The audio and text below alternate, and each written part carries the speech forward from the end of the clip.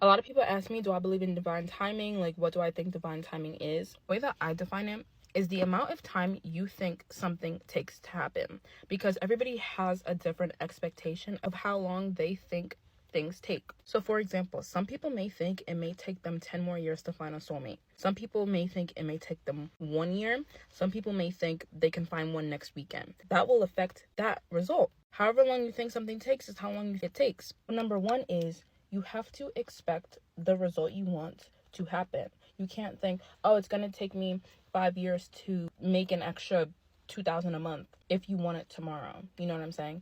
But also like changing the way you view time. So I'm going to give you guys a visual on how time actually works. And this is the exact video I sent to my client because we were talking about time today, because she was like, oh, I want this person, but I get so stuck on time. And I'm explaining how it works, because a lot of people see time as horizontal: past, present, future. It's all happening now. There are infinite realities. There is no past and future because they only exist in the mind. This is the only moment, and this is the only point of creation, the present moment. Okay, so a lot of people view it like this is you, this is time, right? Like this is April. Let's just say this is May, August, September, next new year. And you're like, oh, when is it going to come? And you're moving through time, and it's like you still don't have it. And your desire is all the way over here. And you're trying to get from here to here. That's not how it is. Now, okay, so let's just scrub that.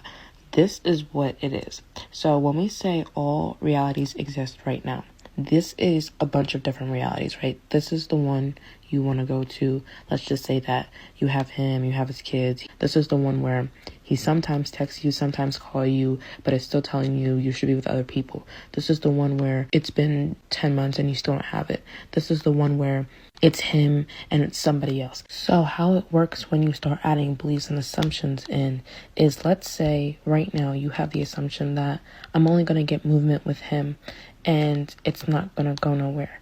It's not like you're on a path and you have to experience that, which we said was this reality. It's not like, oh, I thought that one time, or I've been thinking that for a year and I have to experience it. No, the second you change your beliefs and assumptions to be, you know what, we are going to end up together and I'm not accepting no reality, you jump. Okay, so you jump there, right? And it's instant, right? The second you start thinking that, you jump. But then you don't stay in that state. So you're like, you know what, this isn't working, but you're still kind of affirming, but you're not being consistent. Then you jump to this one instead. Then you're like, what if it just never happens? Then you jump to the one where it never happens.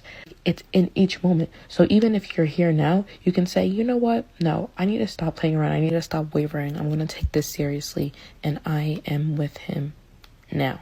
And then you stay in that state and you keep persisting no matter what.